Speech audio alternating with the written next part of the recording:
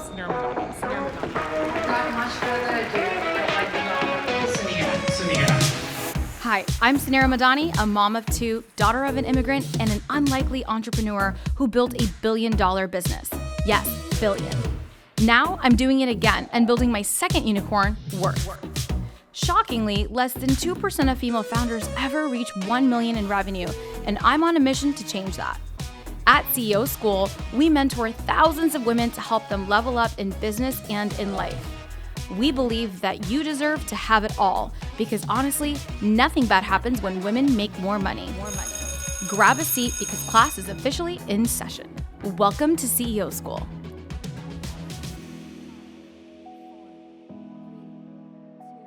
Hi, ladies. Welcome back to the CEO School podcast. It's Suneera here, and today we are spilling all the tea on my entire fitness journey, health journey, and I have brought a special friend with me on today's episode to help spill all the tea. Yes. Carolina Flores here, and you've met her before. She's been on the show before. She is the owner and producer of the CEO School show. So she's the owner of Hi Hello Labs, which is our amazing podcast studio. She's been my podcast manager for the last 3 years of running the show. And you hear her, in the background. She's the one producing all the things. Her and her husband, Carlos, have been just part of the show for so long. So instrumental, not only in my business life, but y'all, we've been doing this show for so long. This is family to me. I'm here every single week and y'all bring the best out of me. And so I invited Carolina here because last week, so we've recorded 3 episodes so far for this season. And so every week I've been coming in and I'm giving you all the real every single week. So it's not batched. It's what's on my mind. These are the topics that y'all want to listen to. And one of the things last episode, I was telling Carolina, I was like, I need a co-host. Like, I am tired of having a conversation by myself. And I was like, the next episode, you're sitting with me. And we have this amazing setup today. I'm super excited. Go on YouTube if you have not, Yes. just to see the set. It's gorgeous. Yes. I love our studio. I love my studio so much. But I love this coffee conversation. We're literally having a coffee conversation. And one of the topics that I get asked the most is on, how I'm taking care of my health. I have definitely had quite a transformation over a glow up, not a full transformation, a glow up over the last 2 years. And y'all want to know. Y'all want to know what I'm doing, what I'm eating, what's my fitness regimen, and Carolina as well. So Carolina, it has gone through just a similar, transformation and just a glow up in her health and fitness. And her and I actually we're gonna link some. Yes. Should we even? We're gonna be shaming. Absolutely. We should. My goodness. Okay. We need to be proud. People are like, I don't want to comment on your body. And I'm like, no, please comment on my body. I've worked so hard. We've worked so hard.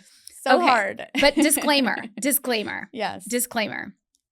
It's really hard sometimes to have these conversations, to do episodes. I want to do more of this stuff. But y'all, it's hard. It's hard to be out there. It's hard to share all the things. We do our best and I definitely do my best. Every day I show up and I'm like as transparent as I can be about all the things in my life. But it is hard to show up fully vulnerably because not everyone's going to agree, and we don't need everybody to agree with your choices. And especially around your health choices, especially around money choices, there's like certain things that people get really excited about. Like, you're so much nicer. You're like excited. I'm like triggered. Yeah, They're triggered. They're triggered about it. Yes. Right. And I can understand. And that's valid. They are all valid Super triggers. valid. Yeah. So that how do we actually show up to share our truths? And because we're going to offend somebody. So full disclaimer here, I am not a nutritionist. So we're not health experts. We're not nutritionists. We're going to share our personal journeys. We are 2 hardworking moms. We have 5 kids between the 2 of us combined. Yeah. We've probably had a total of 7 pregnancies. Yes. No, more. Yeah. Right? So multiple pregnancies, even more. 2 dogs. Yeah. All the things. Our bodies have changed. Yeah. It's just we're in a different place in our lives. And this is what has worked for us. And also, see, I'm like being very disclaimer right now because I have the fears that go up, right? I have the fears of judgment, right? Shame. right? That's something that comes up. Judgment, shame, and also just I don't want to disappoint anyone, right? Yeah. So sometimes when you are, I want to say, an influence, a positive influence, and I've been, a good influence in everyone's lives. Like I sometimes fear my words matter, and I want to ensure that I'm always sending the right message because I don't know who's listening and where they are in that journey. And so I have to always be mindful of that talk track. And so I want to give some disclaimer that I'm going to share my personal journey over, and I do think that that's important, but I do have fear. So I just want to get it out of the way. Yeah.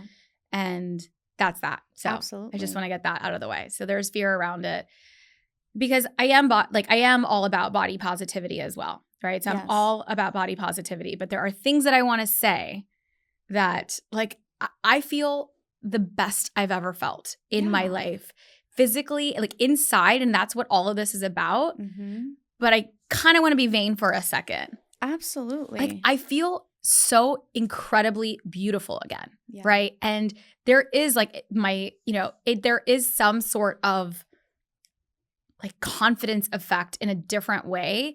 And I feel like I'm happy to be skinnier. Like that's what I'm trying to say. And I don't want to make anybody upset. And why, and I think first of all, men don't do this. Men just say what they say and they are not apologetic. And I do appreciate, though, your heart because I know you off this mic and I know you outside of your social platform. And I know that your heart really is to just serve people well and serve your audience well. So I can say that as a third party outsider looking in, like, this is who this woman is. So for me, sitting here watching you struggle with fear, I'm like, why? You've earned this. You've worked so hard. So hard. And the other thing too is like, this is your experience. This is my personal experience. And as much as I'm thinking of the people that may be offended, I'm more so thinking of all the women who are trapped, thinking they can't get out. And if they just heard, if they, hear our stories and,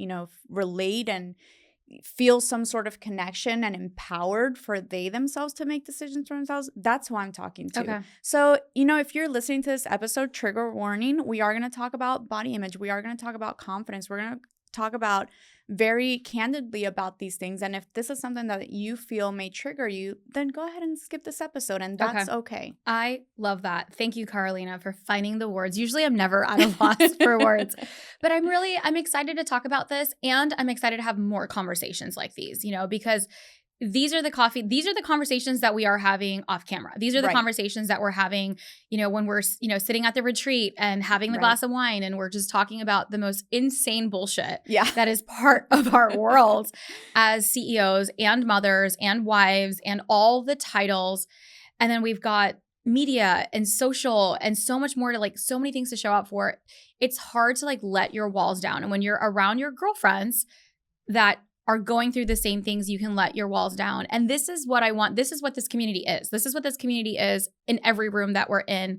And so we're inviting our podcast audience into the conversation. So we're going to have this conversation. And if you are enjoying this episode, definitely do give Carolina and I some love, whether it's in the comments on YouTube, whether it's a review on the show, or whether it's just sharing this episode. And hopefully it's going to make a difference. And exactly, we're going to think about her in mind because we were trapped. So we were trapped. So let's go back to that. So, I'll start quickly with my journey.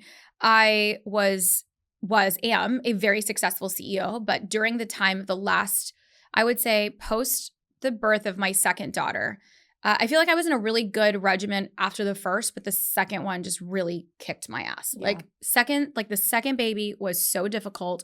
I also feel like the business was in a different place. There was so much growth in the business. I had a very serious company at that time.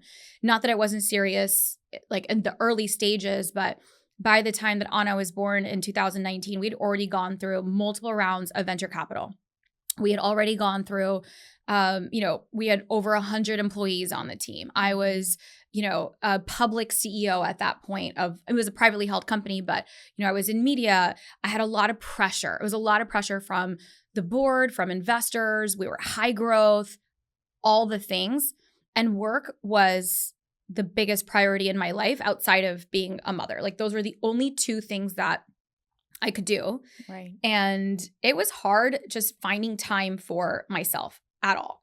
And so second baby kicked my butt, not only because like now there's two. And then I also think that every child brings its own, like, I feel like my hormones were so different second time around. Like my birth experience was different. Like everything was just different. And I do remember, I do believe, like looking back, that I did go through postpartum depression, and I didn't know it at that time, but I was like so ready to, I had to, not maybe I wasn't ready, but I was like back at work, back into the swing of things. And so my health just like was not, and when I say health is all the things to me. Right. And so health was how I physically felt, my mindset, like just even how healthy my mind was, my stress levels, and also my actual like my body and like just my actual health. And I just, even though I had a trainer, so I was doing the right things. So I had a trainer during that time, even post after. So I've always been one to like work out, but I was never somebody who ever enjoyed working out. Like that was never me. It was like, okay, I had to work out. But I look back, and during that time, it was just really, really hard to do this stuff. And I mean, I would say from a food perspective, like I would think I was eating healthy, but I had no time. So I was eating, like we had a lot of office lunches. I was at, like every night there was some sort of board dinner, this dinner. I was in another city. There was travel. Right. So I just feel like I was by myself in a million hotel rooms, either ordering like, room service or at a steak dinner, because that was the entire financial bro world, is a steak dinner every effing night was another steakhouse. All my finance girly and alcohol. Yes. So much alcohol. And also, if you're not, like, being part of the boys club sometimes is like, it's hard to, like, getting a seat at the table is hard enough. And then you're kind of almost like trying to keep up with the boys too. Right. So, and it wasn't about the food, but I definitely think that the alcohol was something that I wasn't thinking about of those effects of it, but definitely that was just the boys club. Like that is the finance boys club all day, every day. When we needed to meet people, it was like happy hour to dinner. So I had a lot of that. And then when I was back in Orlando or whenever, like, and I was traveling every single week. So mind you, 2 days I'm out for like networking stuff. And then when I'm back in Orlando, it's like back to schedule. And then the time that I could work out was before my family had to get up. So sleep was always, at what point do you sleep? Not a priority, right? So I could not prioritize sleep. So I'm giving you the background of what my life was like circa 2019, which feels like, yes, it was yesterday, because my mind, like 20 years ago, was 1980, right? Yeah. 100%. And so that was just where I was. And I gradually I'm 5 feet tall. And so I never weighed much ever, but weight looks different on me. 100%. And so what's really crazy is I've actually, the heaviest weight, so in 2021 was my heaviest weight that I had been, which was clocking in at 140. So like 139, 140. And again, I'm not an expert, whatever, but my height is not that, like I'm 5 feet tall. But it wasn't even just about my weight. I actually had to go do a physical, Carolina. So I hadn't gone to the doctor since like giving birth. Okay. I wanted to ask you that. That was one of my questions. Be honest. How many times did you even go see a doctor while you're in this becoming a CEO journey? Never. The only doctor I ever saw was my gynecologist. That was the only doctor I ever saw. And because you had to. Because I had to, and because I was having babies for like 5 years, right? So I was getting pregnant or trying to get pregnant in 2015. Mila was born in 2016. So that process began 2015. And then 2016, and then Anna was born in 2019, but we were trying to get pregnant in between, and I miscarried. So I had, pregnancy in between. So I literally was that was my only doctor, was my gynecologist, even post thereafter. So I never even went to the doctor. And the first time that I went to the doctor, this is like so sad when I say this, I went actually because of work, because it was just crazy, super crazy. And the reason why is because we had to get, it's called like key man insurance. So when you have like executives in the company, or when the company is scaling, like God forbid something happened to me, I get hit by a bus, or, I die of cancer, or like very possible things. Right. What happens to the company? And so there's actually insurance policies that you should have, and part of venture is you protect all risk and, all that. And so I actually had to go get blood work because I needed to get insurance against my health for the company. And you're like, oh no, this is not good. Okay. So first time that I go, and I don't even have an internal med. I never even had a doctor. I had somebody, I guess, years before that, but I literally just signed up for whatever doctor I could to get me in, and ended up getting my results back. And that was the first time that I was like, oh my God. It wasn't about looking in the mirror. Right. Because it wasn't that. If I look back, there's definitely times that I felt I'm like, oh, definitely I was a little, chubbier then or whatever, but it wasn't. If you looked at my journey, it wasn't this big, I've lost 15 pounds since then, but it wasn't that much weight. Mm-hmm. But my health, I never knew what was going on inside of my body. My cholesterol. I mean, I was 33 years old. Why would I have bad cholesterol? My cholesterol was through the roof. My cortisol. So they measure my cortisol through the roof. My hormones out of everything. Mm-hmm. So when you looked at my blood work, deficiencies in vitamin D, just deficiencies, and there's genetic stuff too, right? But I hadn't taken a look at it. Right. And what's crazy is my father actually died of heart disease the year before. He died of a heart attack at the age of 57. And that didn't wake me up, right? Because you don't think even though there's so much going on, but I was the unhealthiest that I had ever been.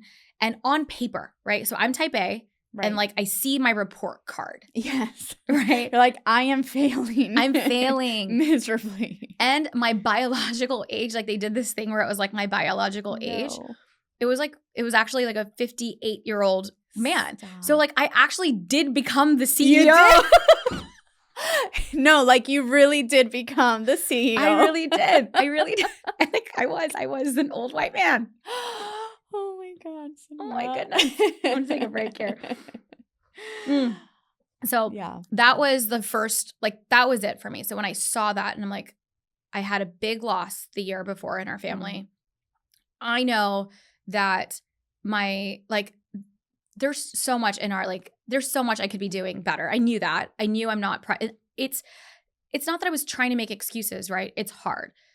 That was my wake up call. So I want to share that was the moment that it was something's got to change. Mm-hmm. And at that point, it was also the end of my stacks journey too. So it was the end of where I had already known, I had, put in, my succession planning earlier that year because I was so burnt out.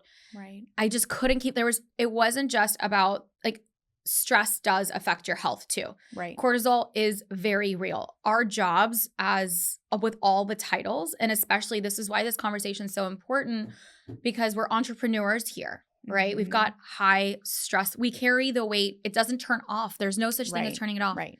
So that was the start of my health journey. And then we'll go into the transformation. So that was my moment, Carlina. What was your moment? My moment. So my background, obviously I was not building a $1 billion business. No, girl, even though we were having kids around the same time. You're building, come on. I'm not even going to let you off the hook because I remember when we started this show, we had one studio room. Yes. Okay. And now we're sitting here and you've got I don't know, over 50 shows right now and all these multiple sets and every single thing. So I'm not going to let you off. I guess what I meant to say was by the time we met, I was already knee deep thick into kind of where I was reaching my breaking point. So Amelia was born 2020. Yeah. So I had Sebastian 2015. I had Nicholas 2016. So they were just 18 months apart.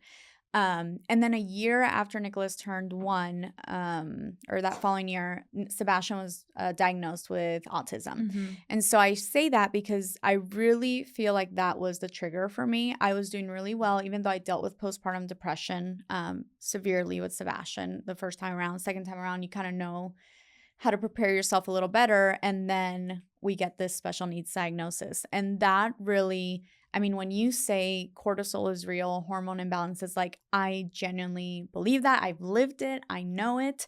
Kept going to doctor after doctor and everybody saying you're fine, this is normal, you know, or it could be an autoimmune, but no real answers until I ended up finding a more holistic approach, and they checked all my hormones and everything was out of balance. And here I was, over 70 pounds my weight. And you were gaining weight? Like I was gaining. I started gaining weight. It was like the diagnosis and a switch went off and I started gaining weight nonstop. I had a trainer. I was with a running coach. I went vegan at one point. Yeah. I mean, I would lose 5 pounds, gain 12. I mean, I feel like we were also always on a diet.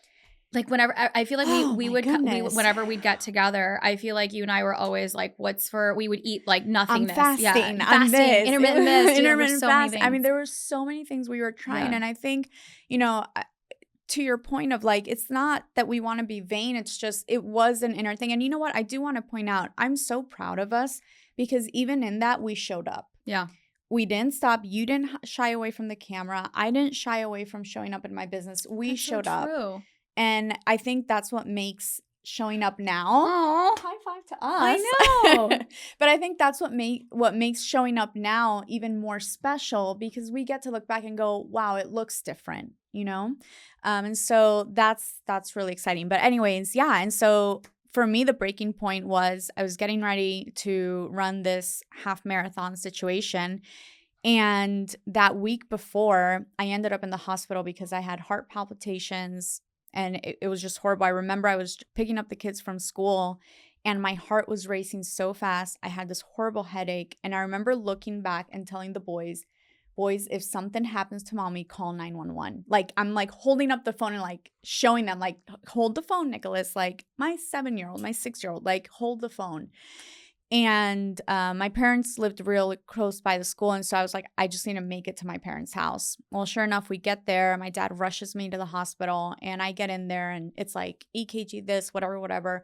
And they're like, yeah, your blood pressure is like incredibly high. I mean, it was like 168 over. I mean, that's really high. Mm-hmm. And so they kept me overnight. They put me on bed rest. And they were trying to figure out what was going on. Long story short, they're like, we think you have hypertension. I'm like, I'm 35 years old. Like, this does not make sense. And, you know, as a special needs mom, like as every parent, we always wonder what's going to happen to our kids if something happens. But as a special needs mom, you know, I have to live forever. And I know that other moms that have, you know, are in a similar situation as me feel the same way. We have to live forever. Like, who's going to take care of our children when we are not here? And when they're adults, we don't know yet. Is he going to be able to take care of himself? What's going to happen? I mean, that's literally the one thing that keeps me up at night. And so I said, I need to do something drastic. And so at that point, I start looking for options, and my doctor suggested weight loss surgery. I ended up getting a gastric sleeve, which, okay, Suneera was so against this, you guys. I remember sitting in your backyard and you're like, do not get surgery. You should try this other stuff first. And if that doesn't work, then I will personally take you. I know. It was such a big, and you know what? And I'm so proud of you for going for it and doing it. It's hard. Like, I remember going, like, watching you go through that whole thing. I think at that point I had left Stag, like Stags was done. I broke my knee. Yes. Okay. So right afterwards. So by the way, like, the whole post exit of the company wasn't as, like, I thought I'd be like this amazing, like, retired life. I'd have like all the time in the world. I'd be on a beach somewhere. Didn't fully transpire that way. I ended up going to the mountains for, like, I crashed Faisal's boys trip. That's literally what he says. That's what I got for crashing a boys trip. Like, I went on this boys trip. I was just trying to go to the spa in the mountains. Yeah. And then I went skiing for one day. And obviously, you all know I work with my brother. We're siblings. We're competitive. And I was hanging with the boys, as I usually am. And it was like last run of the day. And he told me that, you know, let's race. And it's on me. It's not on Sal, right? It's on me. And I just went too fast. And I had fear of, like, how fast I was going. So I toppled over forward. Oh. Which meant that, like, I fell and I had multiple, I was like rolling down the mountain pretty much with the boot still on, with the ski still on. So it was getting stuck. And so I felt my knee pop and I ripped, like literally tore my entire knee. So I tore my ACL, MCL, and meniscus. Oh my God. I'm sharing that because that conversation, I remember because Yes. I'm like in You're a giant on the- brace. I couldn't put my remember foot this. down for 2 months. So after I left, right, I was like, okay, I'm going to get healthy. I'm going to get healthy. Yeah. I'm going to be on this journey. And then God was like, you need to sit. Yes. You need to be, and you need to, like, this is the only way this girl is going to sit down and like take in what is Yes. happening in your life before you jump 2 feet in, Yeah. right? Like I'm going to like remove that from you. So I do believe that happened for me.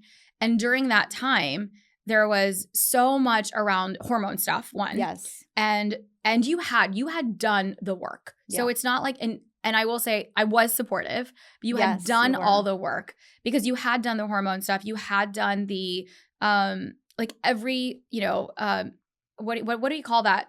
The inner, like the gut health stuff, like that. all of the coaches, all of the Yes. stuff of like the holistic, all of the holistic things that you can do. approaches. Yeah.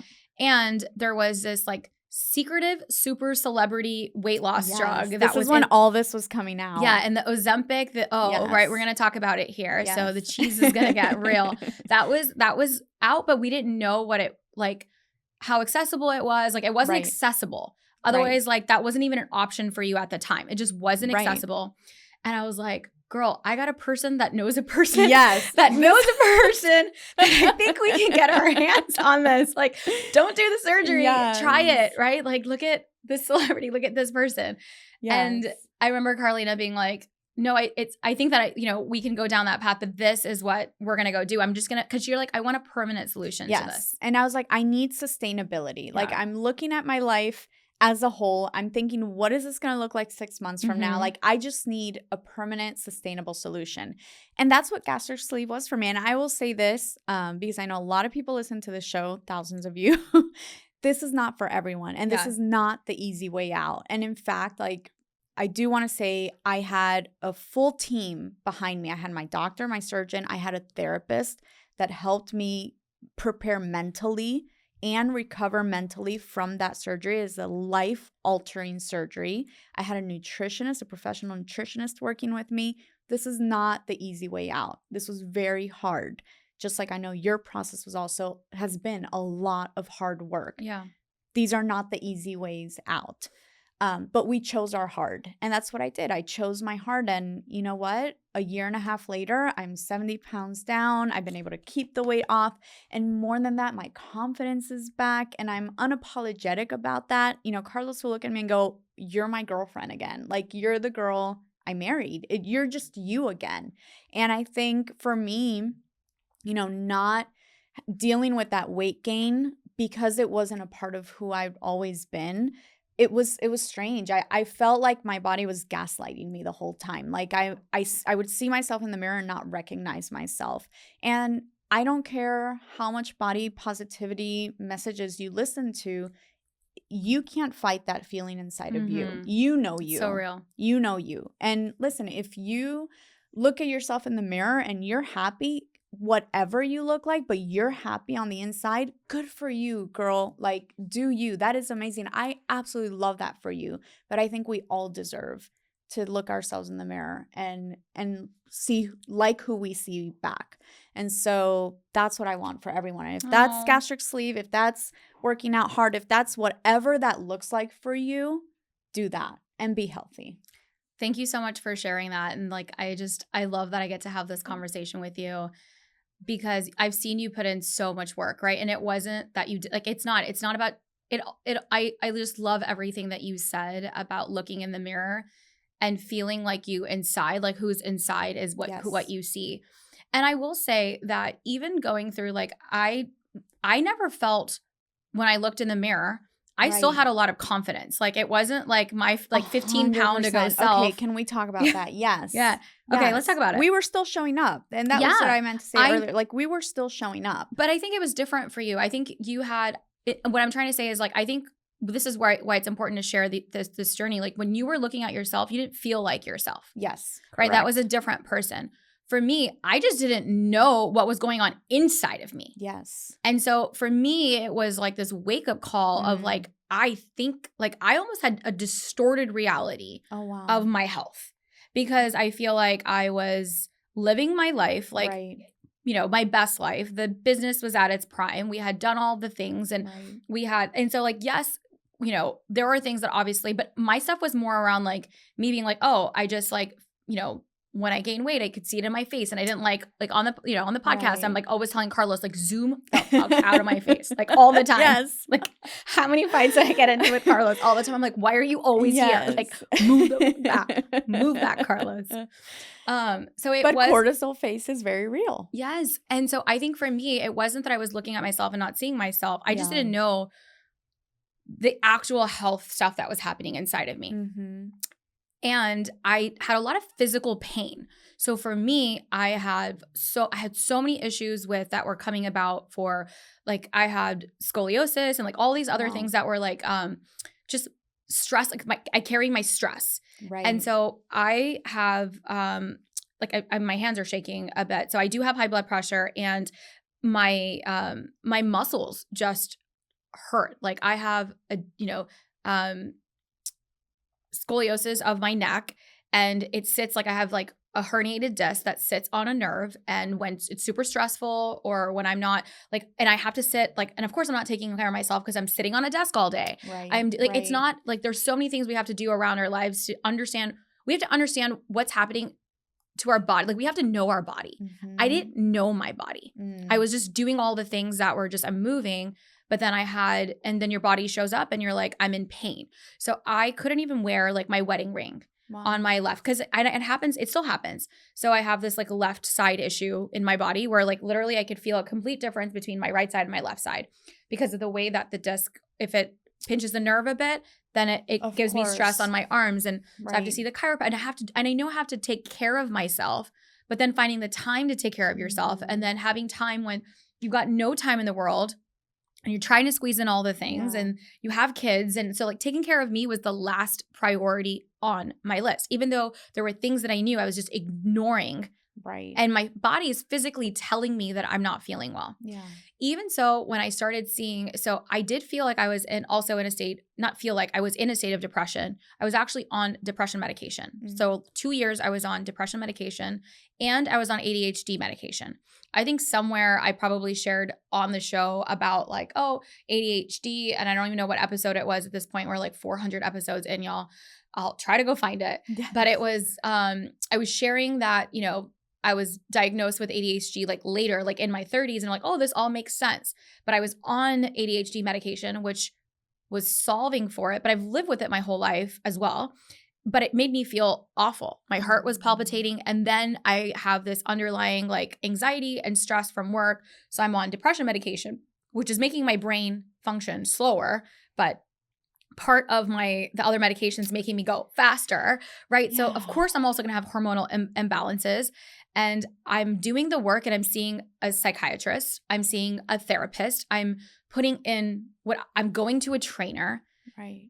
But for me, I don't think I didn't have a moment to actually just slow down, right, to understand myself. And I think that was my journey in it of like, it wasn't, you know, yes, I feel happier, like feeling 15 pounds lighter. And I look like I've dropped, went from, I was like a size 6'8" to a size now 4, right? Mm-hmm. Solid 4. And that I feel really great.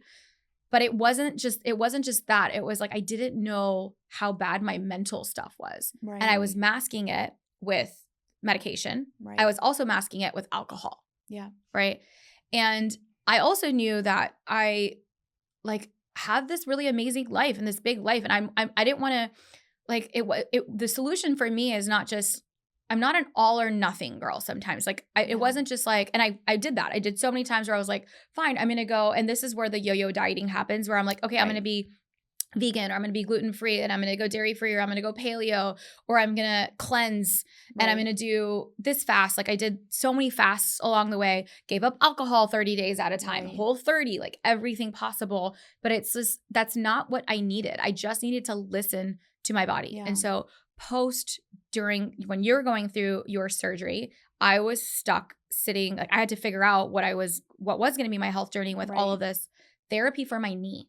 Mm. And so, and for the first time, I actually didn't have a 9 to 5. Right. And so I do want to share that with the audience, because it did take time to get here. I did not have the time before. Yes. And when it happened, when I was able to really build habits, was actually during the time when my work was not there, right? And it's not that there was so many other things. CEO school was still going on. I was speaking, I was traveling, I was still doing so much, but I had offloaded a 40-hour plus work week. Right. And so I got to sit with my knee, literally. I had to go to physical therapy to go start that process. And during that time, I was like, okay, this is it. Like, now is my time to go figure this out. And from there, I then started my regimen. And my regimen really started with physical therapy that I was forced to do. And then I had to, because of the way that where you get muscle atrophy when you lose a limb because you haven't been using it. Sure. So the biggest thing that they needed me to do was to go build muscle. So also I was a walking amoeba. So swear. No, I had 60% body fat. Stop. An insane amount. I will go find this the report of where it was. Stop. It was in the high 40s. Okay. High 40s. But I didn't weigh that much. Right. 5 feet tall. Right. And I'm a walking amoeba. Mollusk. I'm a mollusk. I was a mollusk. Because I had no muscle in my body. Yes. And so a huge part of it wasn't about losing the 10 pounds or losing 15 pounds. It was a shift of going from everything I knew about diet culture, everything I knew about cardio, everything I knew about how I was working out. I was doing HIIT workouts, intense workouts. I couldn't even do that because my body had to go, because of my knee, I couldn't do high intensity. You couldn't. Oh my goodness. So the only things I could do were low intensity workouts. So I was like, okay, how do and I'm hijacking the system, but I couldn't do that. And so I do think that it was a full 2-year low intense journey. Yeah. But I think for the first time it worked because I was able to do it slow and steady. Yes. And you know what? I love that you're being transparent about that, because I think that's the part that we miss is we look at these influencers and these fitness people and all this. And for a long time, I'm like, okay, but when do they do this? And then it hit me. This is what they do for a living. I know. It's the this time. Is their job. They have all the time in the world to do this one thing. And so I love that you're being transparent and say, you know what?